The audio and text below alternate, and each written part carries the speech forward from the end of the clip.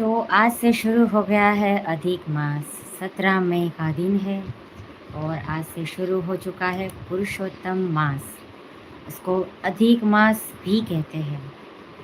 तो अगर हम पुरुषोत्तम मास के महत्व की बात करें, उनकी उपयोगिता की बात करें, तो कहा जाता है कि इस पूरे महीने में हमें वो करना चाहिए जो हम हर साल भी नहीं करते, ना कर पाए शायद। जैसे कि दान हो गया, पुण्य हो गया, भक्ति हो गई, पूजा पाठ हो गया, नाम जाप हो गया। अगर हम अधिक मास के दौरान इसको कर ले तो कहा जाता है कि पूरे साल आपने जो किया होगा ना, उससे भी 10 गुना ज़्यादा, 10 गुना अधिक आपको इसका फल मिलेगा। और उसमें कोई शक नहीं है कि मिलेगा, 10 गुना अधिक फल मिलेगा, इतना याद रखना। तो ये एक होता है ना कि आप कहीं शॉपिंग करने गए, किसी शॉपिंग मॉल में गए, या तो ऑनलाइन शॉपिंग कर रहे हो, तो आपको बोला जाए कि भाई 75% ऑफर की छूट है ना, इतनी ऑफर मिल रही है, आप शॉपिंग करो, दे धनाधन दे धनाधन।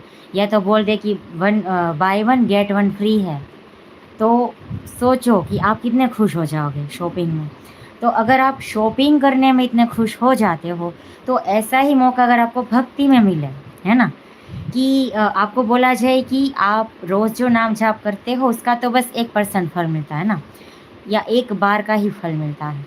लेकिन अगर आप अधिक मास के अंदर वो नाम जाप करो, भगवान को याद करो और दान करो, कोई सेवा कार्य करो, तो उसका बोला जाए कि 10 गुना फल मिलेगा। तो आप क्यों नहीं करोगे? करोगे कि नहीं बताओ? मुझे पता है आप करोगे। पूरे साल में ऐसा कई बार हो जाता है कि हम कभी एकादशी रहते हैं, कभी एकादशी नहीं रहते, हो जाता है ना। तो मेरा ये कहना है कि क्यों ना आप इस अधिक मास के अंदर आप कर लो एकादशी भी। इस महीने की एकादशी ना छूटे, 16 जून के अंदर अंदर, 17 मई से लेके 16 जून के अंदर जो भी एकादशी आ रही है, पूर्णिमा आ रही है, अमावस्या आ रही है, उन हर दिन का आप लाभ उठाओ। उसमें जितना जो बन पड़ता है उतना पूजा पाठ करो, है ना, मंत्र जाप करो। आप राधा नाम जाप करना चाहते हो, करो। आप हरे कृष्ण महामंत्र करना चाहते हो, करो। आप ओम नमो भगवते वासुदेवाय मंत्र का जाप करना चाहते हो, करो। क्यों? क्योंकि ये भगवान विष्णु को समर्पित है अधिक मास।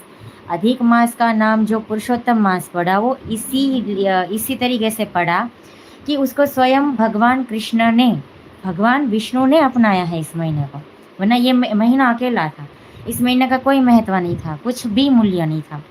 पर जैसे ही भगवान ने उसको स्वयं गोलोक धाम के अंदर अधिक मास को अपना लिया, इस महीने को अपना नाम दिया, कि आप भी जानते हो कि पुरुषोत्तम नाम जो है वो भगवान विष्णु का नाम है, भगवान कृष्णा का नाम है। तो भगवान ने इस महीने को अपना नाम दे दिया, इसलिए तो ये पुरुषोत्तम मास कहलाता है ना।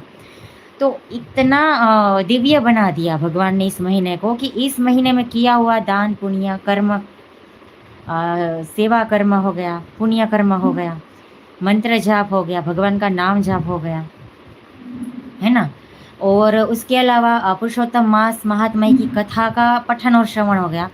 तो इन सारी चीज़ों का आपको 10 गुना फल मिलेगा अगर आपने अधिक मास के अंदर किया तो ये तो एक बम्पर ऑफर हो गई ना। जैसे हम से शॉपिंग में लेते हैं छूट, है ना, कि भाई बोला जाए कि भाई एक सूजी का पैकेट 1 किलो का ले लो, दूसरा 1 किलो का आपको फ्री मिलेगा। पैसे आपको सिर्फ और सिर्फ एक पैकेट के ही देने पड़ेंगे। तो सोचिए अगर हम by one get one free में अगर इतने खुश हो जाते हैं, तो भक्ति और सद कार्य, सेवा कार्य और जो फल फल मिलते हैं हमको भक्ति का, जो नाम जाप का, जो कथा के पठन का, उसका अगर 10 गुना फल मिल रहा है तो क्यों ना करें? ऐसा मौका क्या आप छोड़ोगे? देखो भाई, मैं तो नहीं छोड़ूंगी, मैं तो लग जाऊंगी, भगवत गीता पढ़ूंगी, भागवतम सुनूंगी, भागवतम पढ़ूंगी, मंत्र जाप करूंगी, नाम जाप करूंगी, सेवा कार्य करूंगी। और हाँ, पुरुषोत्तम मास की जो महात्मय कथा है, उस कथा को भी सुनूंगी। और मैं तो देखो ऑलरेडी मैं 2 वीडियो डाल भी चुकी हूँ इसी चैनल पे, ध नीलकंठ दास। याद रख लीजिए नाम, ध नीलकंठ दास। इस वीडियो को आप शेयर करो, लाइक करो और हाँ, इस चैनल को सब्सक्राइब कर लो ताकि आपको मेरे अधिक मास की जो कथा की वीडियो है वो आपको मिल जाए। बहुत ही आसानी से, बहुत ही सरल भाषा में मैंने बनाया है वीडियो। इससे आप अधिक मास की कथा, महात्मय कथा जो है, जो 10 अध्याय में आती है टोटल, ठीक है, मैं इनके 2 अध्याय डाल चुकी हूँ। तो आप मेरी इस चैनल पे आइए और उस लॉन्ग वीडियोस में सर्च कीजिए, आपको आसानी से मिल जाएगा। और आप बहुत ही कहीं भी बैठे हो, आप खाना खा रहे हो, आप चाय पी रहे हो, आप टीवी देख रहे हो, या तो ऐसे ही हवा खाने बैठे हो घर के अंदर या बाहर, आपके पास थोड़ा सा फ्री टाइम है ना, कुछ मिनटों का टाइम है, तो आप मेरा ये चैनल खोलो, धन नीलकंठ दास। आपको वीडियोस में आप जाओ, आप लाइव में जाओ, आपको अधिक मास को लेकर वीडियोस मिल जाएंगे। अभी तक में मैंने 3 या 4 वीडियो डाल दिए हैं, है ना। और भी आगे के आने वाले दिनों में मेरी रोज़ 1 से 2 वीडियो आने वाली है, खास कर अधिक मास के ऊपर। और अधिक मास में हमें और भी कुछ करना चाहिए, जैसे कि भगवत गीता का पठन हो गया, भागवतम सुनना चाहिए, है ना। विष्णु सहस्त्र नाम का भी आप पाठ करो, जिसमें भगवान विष्णु के 1008 नाम है, और बहुत ही दिव्य और इतने प्यारे नाम है कि आप सुनोगे, आप पढ़ोगे तो पढ़ते ही रह जाओगे, सुनोगे तो सुनते ही रह जाओगे। आपको अगर ये भी वीडियो चाहिए विष्णु सहस्त्र नामावली का, तो आप मुझे कमेंट में लिखना कि ओम विष्णवे नमः, तो मैं समझ जाऊंगी कि आपकी डिमांड है कि मैं विष्णु सहस्त्र नाम के ऊपर भी वीडियो आपको दूं, और मैं उस पर PDF दिखा के पूरी विष्णु भगवान के वो सारे के सारे नाम का पठन करूंगी, है ना, ताकि आपको भी उच्चारण करने को मिले, आपको भी सीखने मिले कि भगवान विष्णु के जो नाम है एकदम मंत्र टाइप लगेगा आपको, है ना, उसका उच्चारण। तो कई बार होता है कि कुछ लोग नहीं पढ़ पाते हैं, उसको थोड़ी सी दिक्कत आ जाती है कि इसको पढ़ा कैसे जाए, इसको सुना कैसे जाए, है ना। सुनने में भी उच्चारण अगर पता हो एक बार, तो सुनने में भी हमें आनंद आता है ना। तो आसानी रहती है थोड़ी सी, और इस तरीके से नाम उच्चारण हो गया या कथा सुनी गई, पढ़ी गई, तो उसका फल हमें डबल होके मिलता है ना। जबकि भाई ये तो अधिक मास है, बम्पर प्राइज, मतलब बम्पर ऑफर। एक बार कथा आपने सुनी, एक बार आपने कथा श्रवण कर लिया, आपने जैसे 100 बार उसको सुन लिया, ऐसा 10 गुना आपको फल मिलेगा। तो मेरे इस लाइव में से निकलने के बाद आप मेरा चैनल चेक करना, उसमें देखो मैंने ब्रज धाम के कुछ ब्लॉग्स भी डाले हैं, शॉर्ट्स डाले हैं, जिससे आप ब्रज के अंदर वृंदावन के वीडियोस देख सकते हो, दर्शन कर सकते हो, वो भी आपको मिलेगा। प्लस मैं 20 और 21 तारीख को मैं गुजरात पहुंचने वाली हूँ, तो वहाँ भी मैं किसी ना किसी मंदिर जाऊँगी। और भी एक सीक्रेट, एक यात्रा धाम है जो 4 धाम के अंदर का आता है, जो गुजरात में ही पड़ता है, तो मैं जाने वाली हूँ, मैं और मेरे पति देव। तो आपको वहाँ का भी कुछ ना कुछ जानने को मिल जाएगा, देखने को मिल जाएगा, वीडियोस, शॉर्ट्स, ब्लॉग्स और लाइव, बहुत कुछ मिलने वाला है अगर आपने इस चैनल को सब्सक्राइब कर लिया तो मैं तो चाहती हूँ कि आप ये मौका ना छोड़ो, कि ब्रजधाम तो आपको मिल ही रहा है मेरे इस चैनल के माध्यम से, पर बोनस के रूप में आपको गुजरात के यात्रा धाम का भी कुछ ना कुछ मिलने वाला है। तो क्यों नहीं आप सब्सक्राइब कर ले रहे हो, है ना, कर लो सब्सक्राइब जल्दी से। तो हम बात कर रहे थे अधिक मास के महात्म्य की, पुरुषोत्तम मास का महत्व क्या होता है उसके बारे में।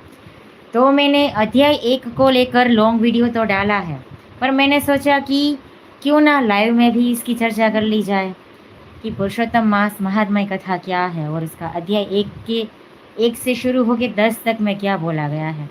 तो अभी मैं चाहती हूँ कि इस लाइव के अंदर मैं अध्याय 1 का पठन करूँ और आप श्रवण करो, तो हम सब मिल के यूट्यूब फैमिली बन जाए और हम पुरुषोत्तम महात्म्य कथा सुनने और पढ़ने बैठ जाए, तो कैसा रहेगा, है ना। भगवान विष्णु की कृपा प्राप्ति और फल प्राप्ति होगी कि नहीं, बताओ।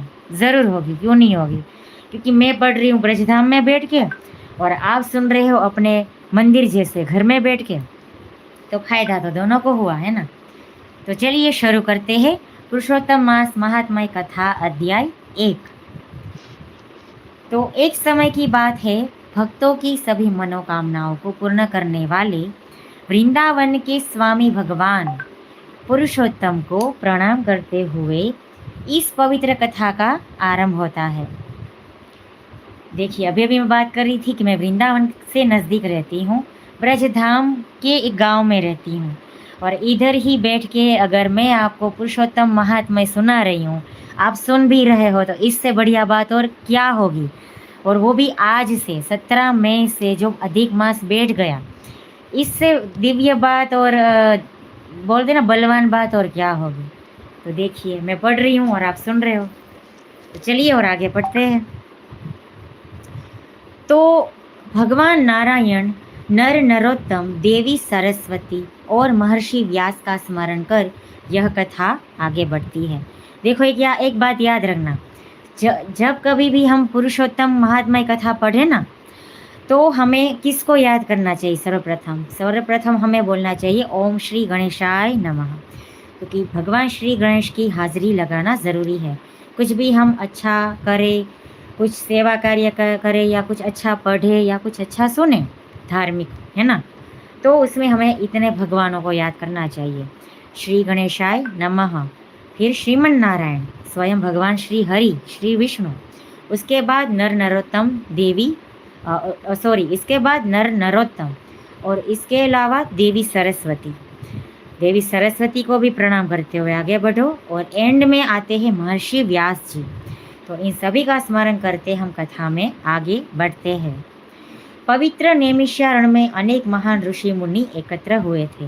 वे सभी वेदों के ज्ञाता, तपस्वी, ब्रह्मनिष्ठ और परोपकारी थे। उनका उद्देश्य था यज्ञ के माध्यम से संसार का कल्याण करना और ऐसा ज्ञान प्राप्त करना जिससे कि जीवों का उद्धार हो सके। देखिए, पवित्र नैमिषारण्य नाम की भूमि है, वहाँ पे महान ऋषि मुनि एकत्र हुए थे। ठीक है, वो सभी वेदों के ज्ञाता है, तपस्वी है, ब्रह्मनिष्ठ है और परोपकारी भी है ना। जैसे हम लोग क्या करते हैं, हम पापी मनुष्य है ना, कलयुग के हम लोग हैं।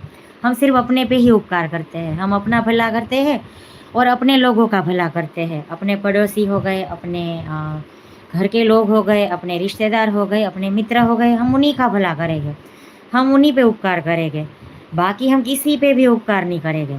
पर जो ऋषि मुनि होते हैं ना, वो परोपकारी होते हैं। मतलब कि वो कभी भी खुद का इतना नहीं सोचते। अगर वो खुद का सोचेंगे तो बस इतना ही सोचेंगे कि कुछ ज्ञान अर्जित किया जाए। जैसे कि देखो, अभी आप लोग बैठे हो ज्ञान अर्जन के लिए, पुरुषोत्तम महात्म्य कथा सुनने के लिए, तो आप में भी कहीं ना कहीं ऐसे संतों के गुण है, तभी तो आप मेरी इस लाइन में जुड़े हो। ये कोई मामूली बात नहीं है कि आप पुरुषोत्तम महात्म्य कथा के लाइव में जुड़े हो, बहुत बड़ी बात है। तो देखिए, संत जो होते हैं, ऋषि मुनि होते हैं, वो परोपकारी होते हैं, मतलब दूसरों पे उपकार करने वाले। तो उनका उद्देश्य क्या था? उनका उद्देश्य था कि यज्ञ के माध्यम से संसार का कल्याण किया जाए। यज्ञ याग आदि, आपको पता होगा कि उस समय में यज्ञ याग आदि बहुत ही ज़्यादा करे जाते थे। अभी देखो, अभी हम फ़ोन से ज्ञान प्राप्त कर रहे हैं, लाइव से, सोशल मीडिया के माध्यम से कर रहे हैं, पहले ये नहीं था। तो पहले लोग यज्ञ याग आदि से देव देवियों का आवाहन करते थे और पूजा पाठ करते थे, तप करते थे, साधना करते थे। तो आपको भी अभी आप यज्ञ नहीं कर रहे हो, लेकिन आप पुरुषोत्तम महात्म्य कथा को डिजिटल तरीके से सुन रहे हो, देख रहे हो। आप मानसिक रूप से आप मेरे साथ इस पाठ में हो, है ना, तो भी आपको उसका फल मिलेगा। तो ये यज्ञ जैसा ही फल मिल जाता है कि अगर आप महात्म्य कथा पढ़ो तो, सुनो तो भी जीव का कल्याण हो जाता है। मतलब आप समझ लो, मेरा और आपका कल्याण महात्म्य पुरुषोत्तम अधिक मास की महात्म्य कथा सुनने मात्र से ही हो जाएगा। हमें कोई बड़े बड़े यज्ञ करने की ज़रूरत नहीं है। जबकि ऋषि मुनियों को तो देखो, यज्ञ करने बैठना पड़ता था, घोर तप करना पड़ता था, साधनाएं करनी पड़ती थी। हमारी साधना तो बस इतनी है कि मोबाइल खोलो और वीडियो देखो और सुनो, हमें तो उसी से ही फल प्राप्त हो जाएगा। तो कलयुग का यही नियम है, मंत्र जाप करो, सेवा कार्य करो, सद्भावना रखो, दूसरों का बुरा ना चाहो, और इस तरीके से कथाओं का पाठ करो, भागवत कथा सुनो, श्रीमद् भगवत गीता सुनो, है ना। मेरे लाइव में आप जाओगे, चेक करोगे इस चैनल पे, तो आपको श्रीमद् भगवत गीता के भी 2 वीडियो मिल जाएंगे, भागवतम के भी 2 वीडियो मिल जाएंगे, जो मैंने शुरू किया था, है ना। तो अभी मैं जाऊंगी गुजरात, तो शायद मुझे भागवतम पढ़ने का टाइम शायद ना मिले, लेकिन मैं फिर घर आऊँगी जब वापस, तो 1 जून के बाद से मैं भागवतम शुरू कर दूँगी, तो आप तब उसके लाइन में भी जुड़ सकते हो। तो आइए हम आगे बढ़ते हैं इस कथा में। तो यज्ञ के माध्यम से ऋषि मुनि जन है वो संसार का कल्याण करना चाहते थे और ज्ञान भी प्राप्त करना चाहते थे, जिससे कि हम जीवों का उद्धार हो पाए। उसी समय सूत जी जो है वो एक महान कथावाचक और शास्त्रों के मर्मज्ञ थे। तीर्थ यात्रा करते हुए वो वहाँ पहुँचे। सूत जी भी नैमिषारण्य पहुँचे, जहाँ और भी ऋषि मुनि हाजिर थे। उनका स्वरूप कैसा था? सूत जी का स्वरूप अत्यंत दिव्य था। वे शांत, संयमी, भगवान के नाम में लीन और आध्यात्मिक तेज से एकदम देदीप्यमान थे, प्रकाशित थे। सूत जी को देखकर सभी ऋषि आदरपूर्वक खड़े हो गए। उन्होंने उन्हें उत्तम आसन दिया और विनम्रता से निवेदन किया, हे सूत जी, आप सब शास्त्रों के ज्ञाता हैं। कृपा करके हमें ऐसी कथा सुनाइए जो सारभूत हो। देखो, ऋषि मुनियों ने इच्छा जताई सूत जी के सामने कि भाई आप तो कितने ज्ञानी हो, हम आपका आदर करते हैं और हम आपसे नम्र निवेदन करते हैं कि आप तो सब शास्त्रों के ज्ञाता हो। कृपा करके हमें ऐसी कथा सुनाइए जो एक सारभूत हो। जी, सारभूत मीन्स कि इनसे कुछ सार निकलता हो, संदेश मिले, हमें कुछ सीखने मिले और कल्याणकारी भी हो, जिसको सुन के हमारा कल्याण हो। जैसे मैं और आप भी सुन रहे और पठन कर रहे, तो हमारा कल्याण भी निश्चित है ना। इससे लाभ निश्चित है, 10 गुना लाभ है, तभी तो हम बैठे हैं। तो ये वर्थ करता है ना। इस तरीके से अभी लाइव पे बैठना वर्थ ही है, ये कीमती है, ये कोई फालतू चीज़ नहीं है। और हमें इस संसार रूपी सागर से आप पार लगाओ। तो संसार रूपी सागर, आप तो समझ ही रहे हो कि संसार में रहना, इस कलयुग में रहना कितना कष्टदायी है, कितना दुखदायी है। इससे पार लगने के लिए हमें इस तरीके से कथाओं का श्रवण और पठन करना चाहिए। तो ऋषि मुनियों ने भी सूत जी के सामने ये डिमांड रखी। ऋषियों की यह विनती सुनकर सूत जी प्रसन्न हुए और उन्होंने कथा प्रारंभ करी। तो देखिए, अब पुरुषोत्तम महात्म्य कथा का प्रारंभ होने जा रहा है। सूत जी ने बताया, अब देखो सूत जी की बारी है कि ऋषि मुनियों का डिमांड तो उनने सुन लिया सूत जी ने। अब सूत जी क्या बात रखते हैं वो हम देखते हैं। सूत जी ने बताया कि वे अनेक पवित्र तीर्थों की यात्रा करते हुए वहाँ पहुँचे हैं, नैमिषारण्य। उन्होंने पुष्कर, देखिए अब वो बता रहे कि वो कहाँ से होकर आए, कहाँ से दर्शन यात्रा करके आए। देखिए, उन्होंने पुष्कर, यमुना, गंगा, काशी, गया, त्रिवेणी, गोदावरी, कावेरी, नर्मदा आदि पवित्र नदियाँ और स्थानों पर स्नान किया। सूत जी ने क्या क्या किया कि जितने भी स्थल में बोली कि पुष्कर, यमुना, गंगा, काशी, गया, त्रिवेणी, गोदावरी, कावेरी, नर्मदा, ये जितने भी पवित्र स्थान हैं और जो पवित्र नदियाँ हैं वो उधर से होते हुए आए हैं और उन्होंने वहाँ स्नान किया और उन्होंने वहाँ तर्पण किया और देवताओं पितरों की पूजा भी की। इस तीर्थ यात्रा ने उनके मन को और अधिक पवित्र और शांत बना दिया।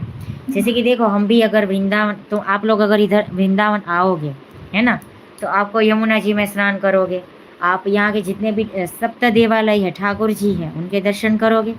उसके अलावा भी मोटा गणेश जी, वृंदा देवी जी, ढेर सारे कुंड है, वन है, इन सभी के आप दर्शन करोगे तो सोचो आप भी दिव्यता प्राप्त करोगे, शांति प्राप्त करोगे और आप अपना आत्मा कल्याण महसूस करोगे। आप और भी अधिक पवित्र हो गए हो, ऐसा आप महसूस करोगे, है ना।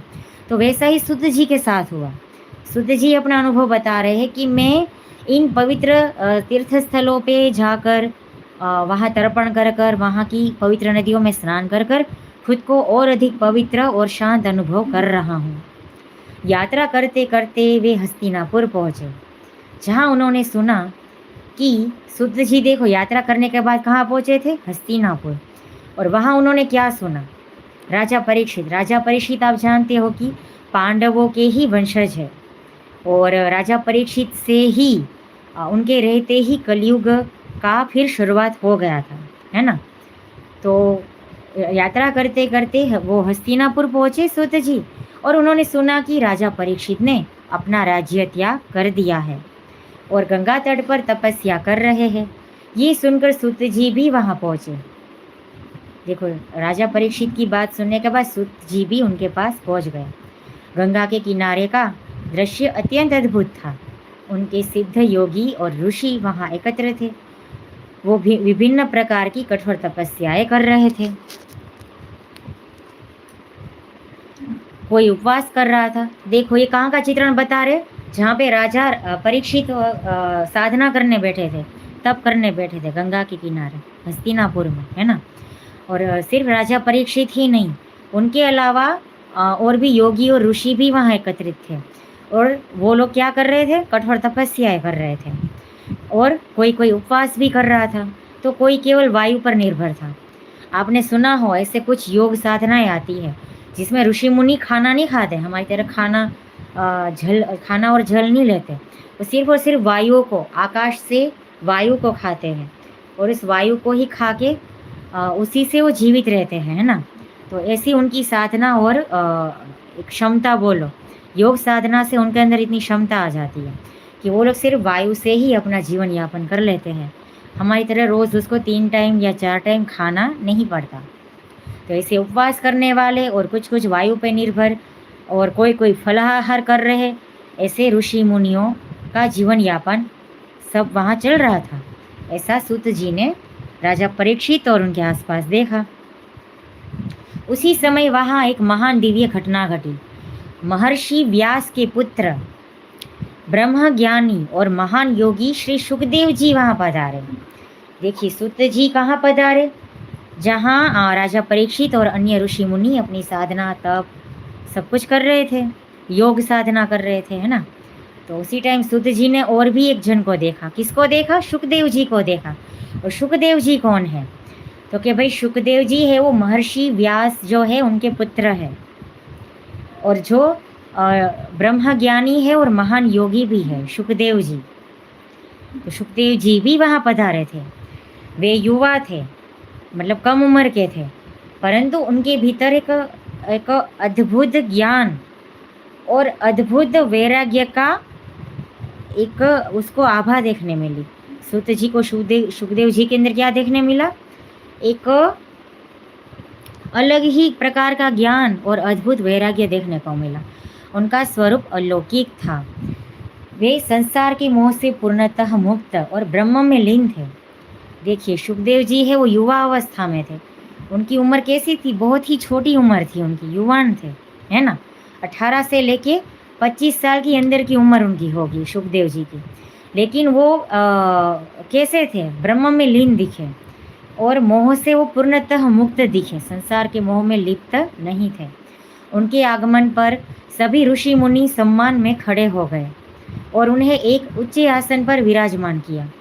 सुखदेव जी उस सभा में ऐसे शोभित हो रहे थे जैसे आकाश में चंद्रमा तारों से घिरा हुआ चमकता है।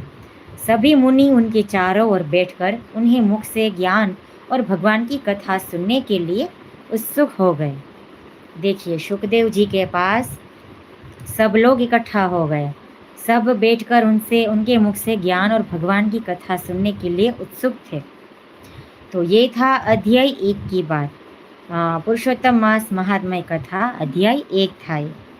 आपको अगर ये वीडियो पसंद आया तो अभी के अभी आप लाइक कर दीजिए और कमेंट में लिख दीजिए ओम नमो भगवते वासुदेवाय। वो इसलिए क्योंकि पुरुषोत्तम मास भगवान विष्णु के नाम से है। भगवान विष्णु का एक दूसरा नाम पुरुषोत्तम भी है और ये अधिक मास पुरुषोत्तम मास भी कहलाता है। तो पूर्ण पुरुषोत्तम भगवान श्री कृष्ण के का नाम लेके एक कमेंट कर दो, जय श्री कृष्ण, या तो श्री हरि लिख दो या तो श्रीमन नारायण लिख दो। तो आपका कमेंट भी भगवान पुरुषोत्तम को अर्पित हो जाएगा। आप ऐसा माने कि आपने मेरी ये महात्मा कथा देख के आपने मुझे कोई फीस नहीं दी, लेकिन कम से कम एक लाइक किया और एक कमेंट किया, तो यही मेरी फीस हो जाएगी, है ना। क्योंकि वैसे भी बोलते कि कथा तो फ्री में ही सुनाई जाती है, तो मैं फ्री में ज़रूर सुना रही हूँ, लेकिन मुझे प्रेरणा चाहिए, मुझे प्रोत्साहन चाहिए कि मैं इस तरीके से और भी वीडियो बनाऊँ, लोगों को मैं कथा का श्रवण करवाऊँ, पठन करूँ उनके सामने बैठ के, और एक अच्छी सी यूट्यूब फैमिली बनाऊँ, है ना। तो इसके लिए ज़रूरी होता है कि मुझे लोगों का सपोर्ट मिले, सब्सक्रिप्शन मिले। आप लोग मुझे सब्सक्राइब करो, लाइक भी करो और कमेंट में करो जय श्री विष्णु, या तो लिख दो ओम श्री विष्णवे नमः। अब अध्याय 2 की तरफ हम आगे बढ़ते हैं। जय श्री पुरुषोत्तम भगवान की जय हो। अध्याय 2 सुनने से पहले हम भगवान श्री कृष्ण, भगवान श्री गणेश और भगवान विष्णु को हम याद करेंगे।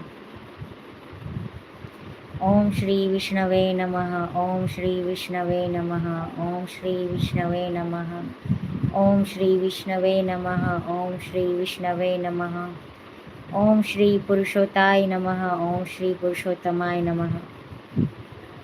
पुरुषोत्तम भगवान की जय हो। तो आगे सुत जी बोले, हे मुनियों, जब राजा परीक्षित गंगा तट पर पहुँचे तब भगवान सुखदेव जी ने उन्हें श्रीमद् भागवत की अमृतमयी कथा सुनाई। देखो, आप ये भी जानते हो, अगर आप श्रीमद् भागवत सुने हो, है ना, श्रीमद् भागवत क्या है कि जिसमें राजा परीक्षित जी ने लगातार 7 दिन तक श्रीमद् भागवत सुखदेव जी के मुख से सुनी थी और अपना आत्मकल्याण किया था। सुत जी बोले, सुत जी ने विनम्रता से बोला, ऋषियों ने कहा सुत जी से कि हे सुत जी, आपने जो भगवान व्यास के मुख से सुना है वो अत्यंत अद्भुत और दुर्लभ है। मतलब वेद व्यास जी, कृपा करके हमें भी वही कथा सुनाइए जो जीवन का सार हो, जो मन को शांति दे और जो अमृत से भी बढ़कर हितकारी हो। तो फिर ऋषि मुनियों के प्रश्न के ऊपर सुत जी ने जवाब दिया।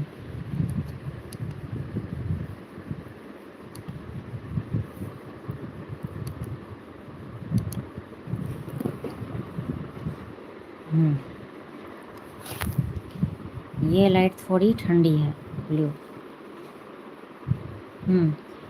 तो सुत जी विनम्रता से बोले, मैं तो साधारण हूँ, परंतु आप महान ऋषि मुझसे प्रश्न कर रहे हैं, ये मेरा सौभाग्य है। जो कुछ मैंने अपने गुरु व्यास जी से सुना है वही मैं आपको सुनाता हूँ।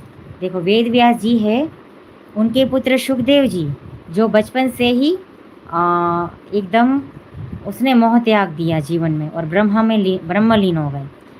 और दूसरे सुत जी है, जो वेद व्यास जी के ही शिष्य है, वेद व्यास सुत जी के गुरु है। तो बहुत ही ज्ञान अर्जित किया है सुत जी ने वेद व्यास जी से।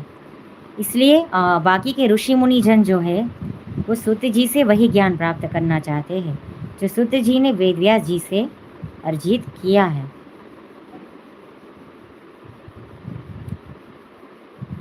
तो ऋषि मुनियों की आज्ञा से सुत जी ने विनम्रता से बोला कि मैं तो साधारण हूँ, परंतु अब महान ऋषि मुझसे प्रश्न कर रहे हैं, ये तो मेरा सौभाग्य हो गया। जो कुछ मैंने अपने गुरु व्यास जी से सुना है वही मैं आपको सुनाता हूँ। इसके बाद सुत जी ने एक पुरातन प्रसंग सुनाया। उन्होंने बताया कि एक बार देवर्षि नारद बद्रीनाथ के समीप स्थित नर नारायण के आश्रम में पहुँचे। वह आश्रम अत्यंत पवित्र था और दिव्य था। वहाँ अनेक तपस्वी, सिद्ध और देवता निवास करते थे।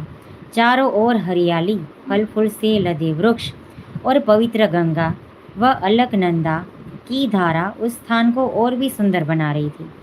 देखिए, सुत जी जो है वो उस जगह का वर्णन कर रहे हैं, एक कथा का वर्णन कर रहे हैं जहाँ पे नारद जी आ पहुँचे। और वो कहाँ पहुँचे? बद्रीनाथ के समीप। आप बद्रीनाथ तो जानते ही होंगे, 4 धाम यात्रा के अंदर जो आता है वही बद्रीनाथ, बद्री केदार।